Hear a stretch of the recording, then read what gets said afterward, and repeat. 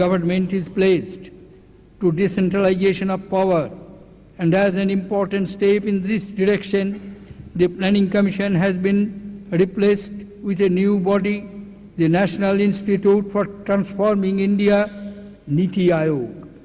The underlying spirit of Niti Aayog is to foster the spirit of cooperative federalism so that union and state governments can come on a platform to forge a common national agenda for development with thrust on empowering the impoverished.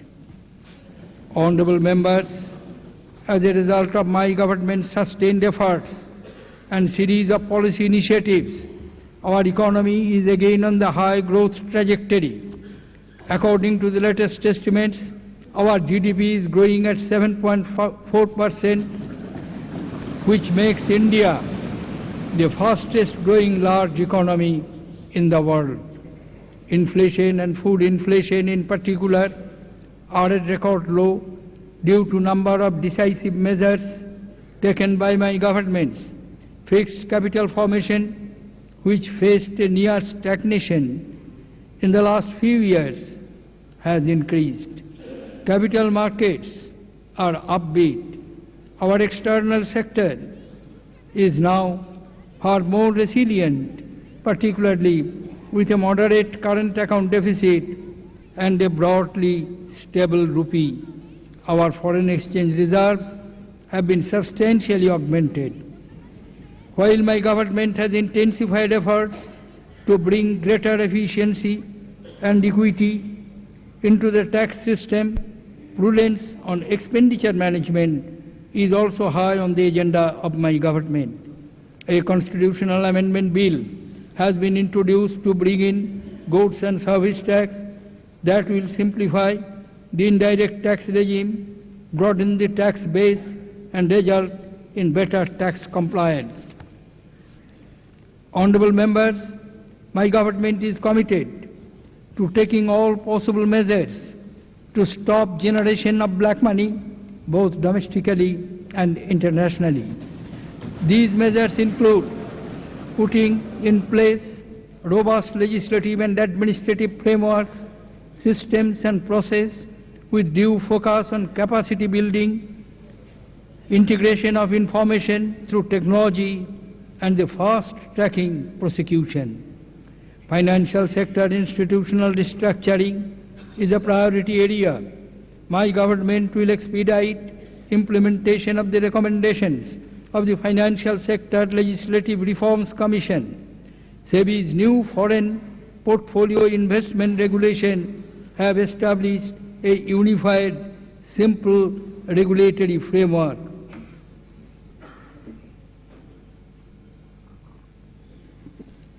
The Insurance Laws Amendment Ordinance 2014 has promulgated enhancing the foreign equity cap from 26% to 49%, while safeguarding Indian ownership and control. This will enhance capital availability and ensure better access to insurance services, especially in rural areas for economically weaker sections. Small banks and payments banks are being permitted to expand the reach of the banking system. Honorable members, my government has taken major initiative for improving ease of doing business through simplification and rationalization of existing rules and procedures. Leveraging IT and use of modern technologies is a key strategy. Single window in hub-spoke model is being made a reality. Applying for industrial license and industrial entrepreneur memorandum can now be done online on 24/7 basis on the eBeach website. A number of entry and exit regulations have been eased out. My government has launched the Make in India program, which aims to create a wholesome ecosystem to transform India into a manufacturing hub. FDI in railways has been opened up selectively to bring in much-needed capital, state-of-the-art technology, and global best practices. FDI in defense has been increased to 49%, subject to certain conditions. FDI norms in constructions and development sector have been relaxed. Continuous evaluation of inverted duties is being undertaken to make Indian industries competitive. Stress is being laid on research and innovation while focusing our attention on manufacturing for creating more jobs. My government will continue to work on our formidable strength in the service sectors. Honorable governments, my government is committed to realize the true potential of entrepreneurs in India by nurturing MSME sector. 21 MSME clusters are being supported by providing soft skills and common facilities through 965 interventions. Khadi and village industries and traditional industries clusters are initiated in border, hill and poverty-stricken areas of the country. Focus is on technology upgradation, better financial access and market linkage to MSME units. Textile sector is the second largest employer after agriculture, providing direct employment of over 4.5 crore people. The sector also contributes 1/7 of industrial production and brings more than 1/4 of the country's foreign exchange inflows. The growth and all-round development of this sector has a direct bearing on the improvement of our economy, particularly the poor artisans. Recent initiatives like setting up a trade facilitation centers in different parts of India, bringing textile marketing online, incentives for technical textiles, promotion of Pashmina, special focus on increasing the coverage of northeastern part of the country would lead to advancement of this sector. Honorable members, cities are the engines of economic growth. My government is committed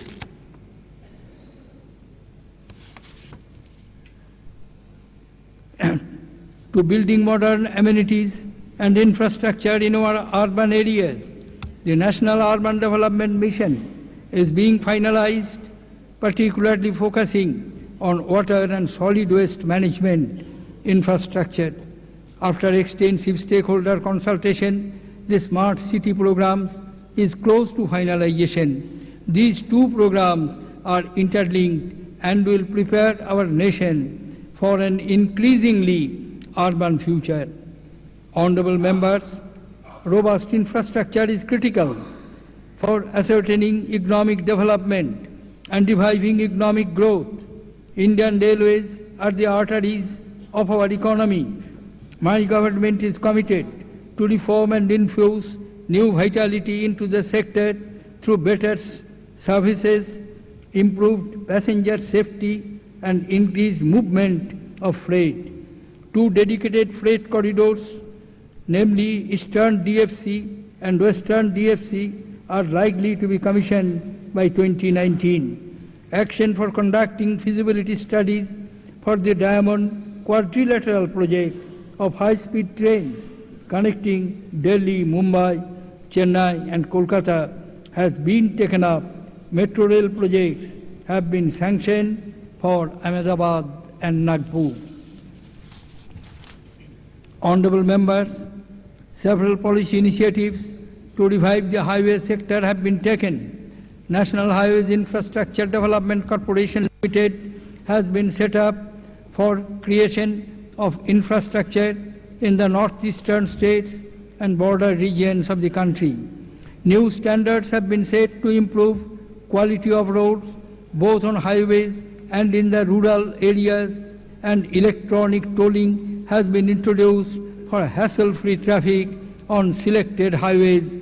E-rickshaws and e-cart have been introduced as a separate category under the Motor Vehicle Act 1988, enhancing convenience of passengers and generating thousands of jobs. My government has taken proactive steps to promote shipping industry. These include giving lifetime licenses to Indian ships, allowing Indian ships to flag out of countries' waters freely, reduction of excise duty on the bunker fuel, and reduction of customs duty on the steel scrap of ship breaking. Government has also formulated Sagarmala projects to promote port-led development of the coastal regions and communities as part of Make in India, initiating ship designing capabilities, ship building and ship repair activities will be strengthened. An environment is being created to increase the Indian shipping tonnage and to reduce the transaction time on ports. An institutional arrangement for comprehensive development of national waterways for transportation has been envisaged through the Jalmarg Vikas project. Honorable members, power sector has made commendable progress, achieving 76% capacity addition by January 2015 against the 2014-15 target of 17,830 megawatts.